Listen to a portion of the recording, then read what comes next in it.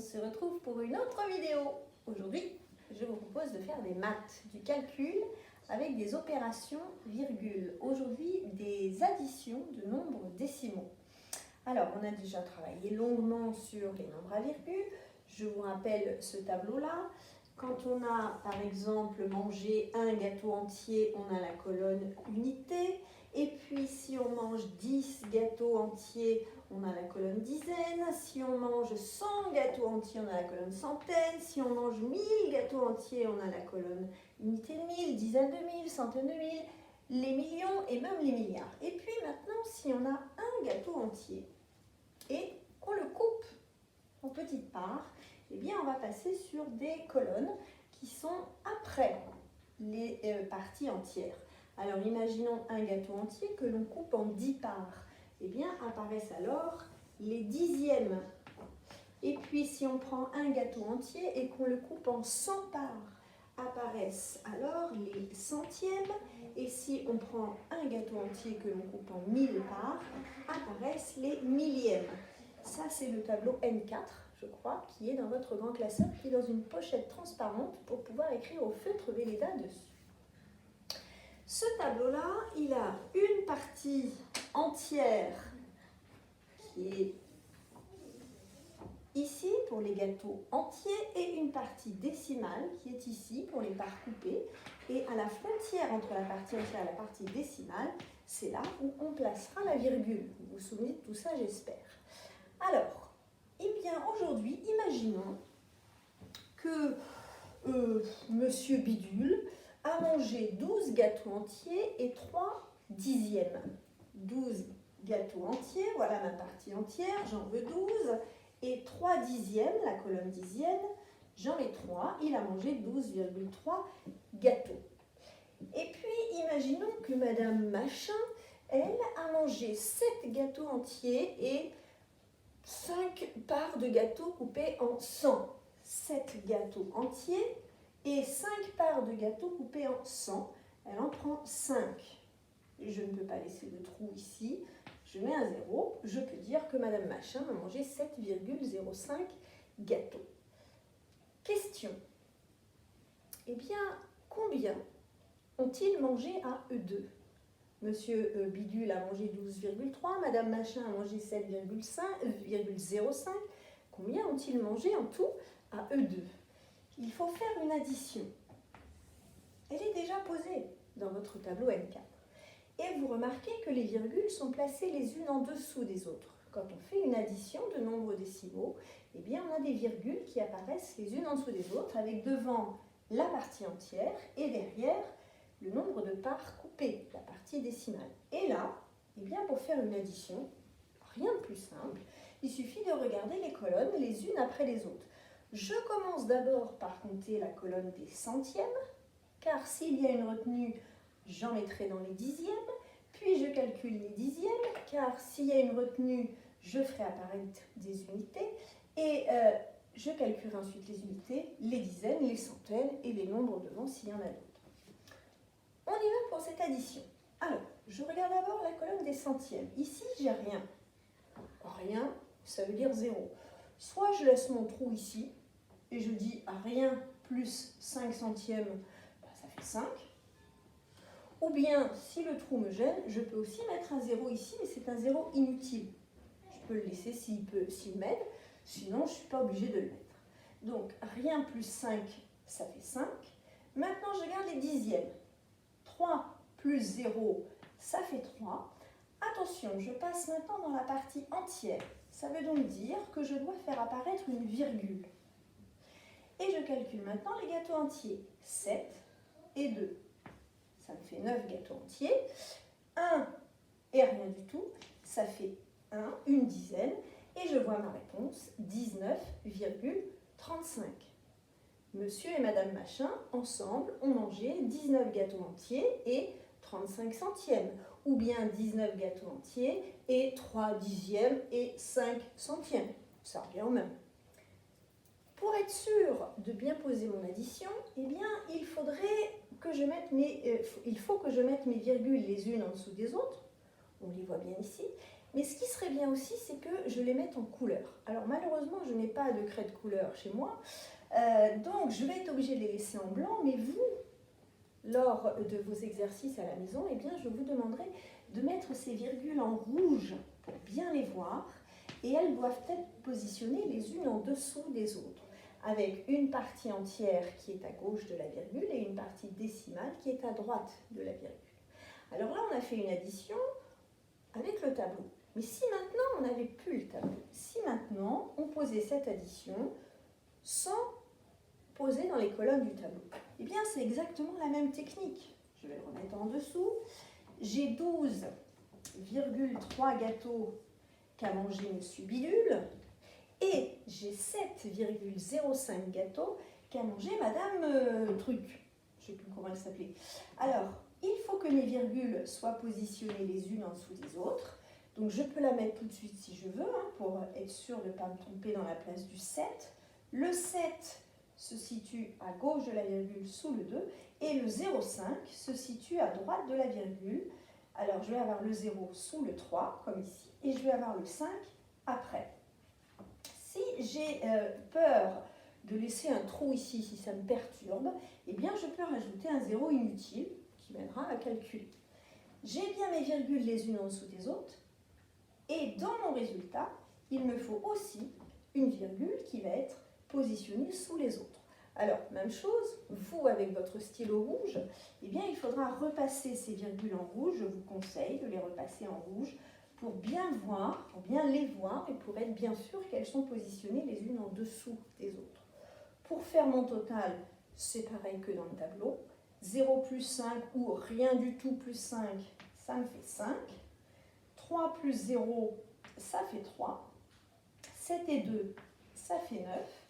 Et 1 plus rien du tout, ça fait 1. Et je trouve un total de 19,35.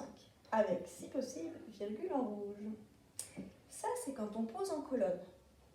On peut aussi calculer en ligne. Si je prends maintenant toujours les nombres positionnés au départ, j'ai Monsieur Machin qui a mangé 12,3 gâteaux, plus Madame Truc qui a mangé 0,05 gâteaux. Combien ça fait en tout? Eh bien, je commence, si je veux calculer en ligne, je commence par regarder le nombre qui va être, le chiffre pardon, qui va être le plus loin dans les colonnes.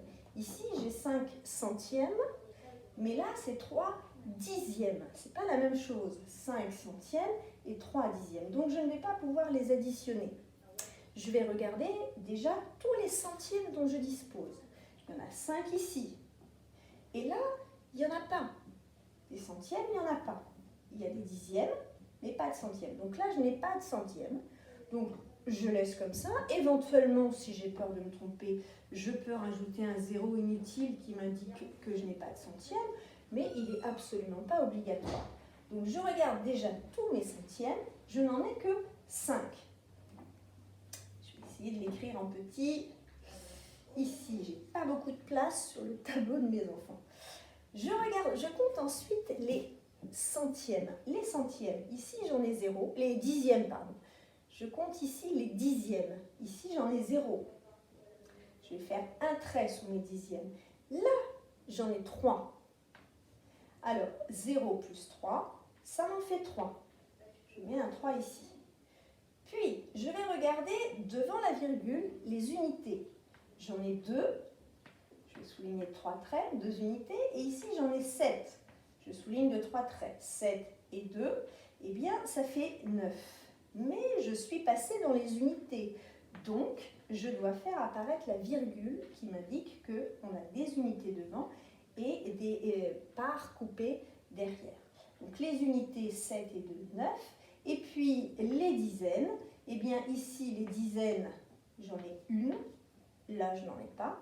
Une, en dessous, j'en ai pas. Eh bien, mon 1, je le mets là et je retrouve bien mon 19,35. Et si possible, passez vos virgules en rouge. Voilà, et là, on a donc calculé en ligne, c'est-à-dire qu'on regarde d'abord les centièmes, puis on compte les dixièmes, puis les unités, puis les dizaines, les centaines, etc.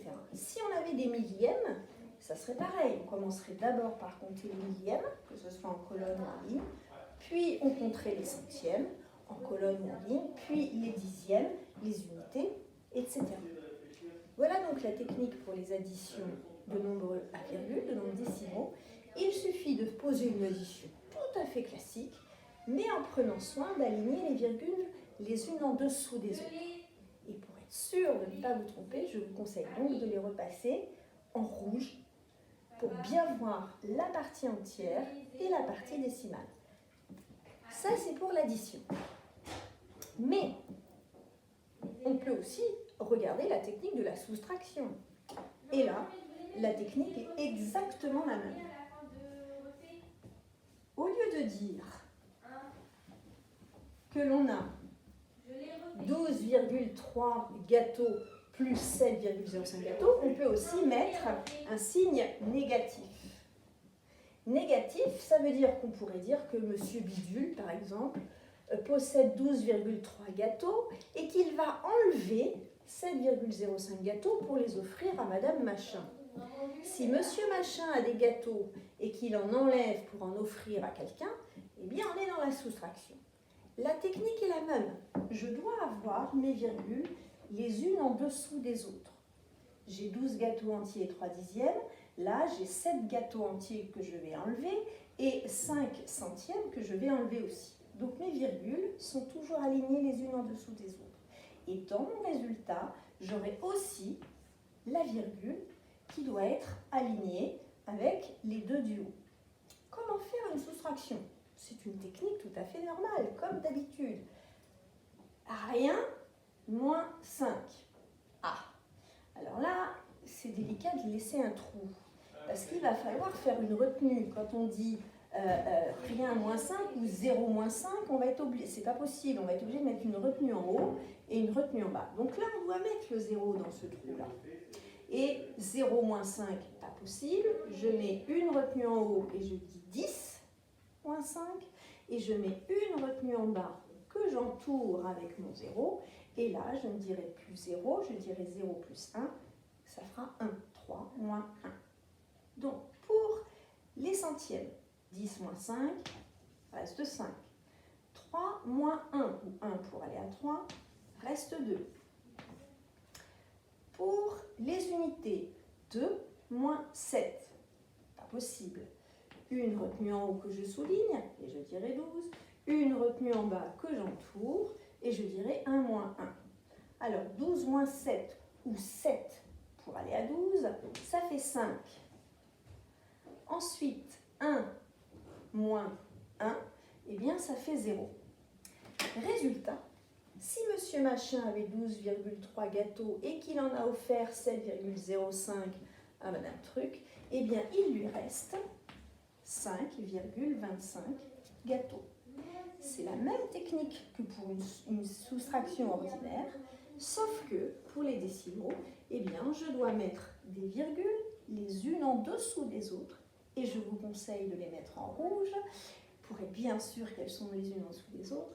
Et également là, je suis obligée de mettre un 0 dans le trou, parce que dans ce trou-là, eh bien, il faudra que je mette une retenue, et donc il faudra que je puisse souligner et dire 10 moins 5. Si j'avais laissé le trou, eh bien, je n'aurais pas pu poser ma retenue. Donc ça, c'est la soustraction posée en colonne. C'est comme une soustraction ordinaire, sauf qu'elle doit avoir les virgules les unes en dessous des autres. À partir de ce que vous venez de voir là, je vais vous demander de prendre votre ardoise. Et sur un côté de l'ardoise, eh bien, vous allez me poser une addition de nombres décimaux. Par exemple, 28,59 plus 12,36. Quand vous allez poser cette addition sur votre ardoise, je voudrais que vous vérifiez que vos virgules sont les unes en dessous des autres. Si possible, repassez-les en couleur. Et dans votre résultat, eh bien, on devra avoir aussi une virgule alignée avec les deux premières. Et puis de l'autre côté de votre ardoise, eh bien, vous allez poser une soustraction. Par exemple, j'ai 42,5 € et je vais dépenser de l'argent, je vais enlever de l'argent, je vais enlever par exemple 7,35. Combien me reste-t-il? Là aussi, vos virgules doivent être alignées les unes en dessous des autres. À vous de calculer, d'un côté de l'ardoise une addition de nombres décimaux et de l'autre côté une soustraction des nombres décimaux. Faites votre calcul, faites pause sur la vidéo, faites votre calcul et ensuite on regarde pour la correction.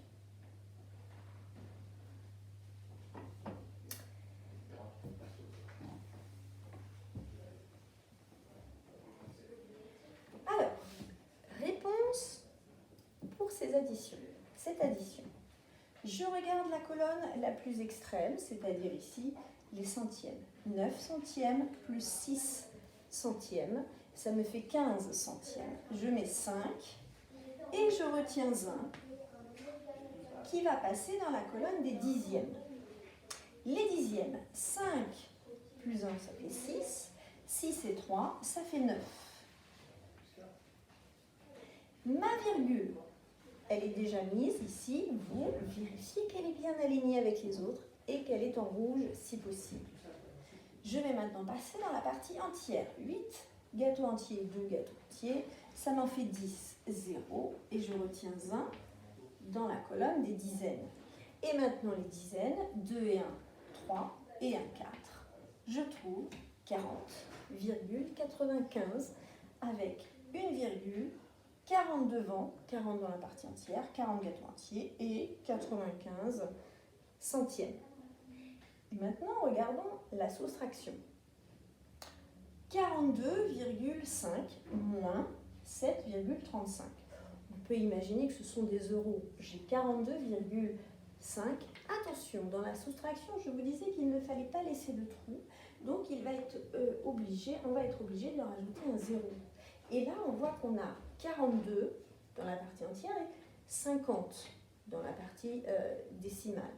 42 € entiers et 50 centièmes. Alors, pour l'argent, on ne dit pas 50 centièmes. Pour l'argent, on dit 50 centimes. C'est pareil, 50 centièmes ou 50 centimes. J'ai 42 € et 50 centimes d'euros. Et je vais dépenser, donc c'est de l'argent en moins, 7,35 €.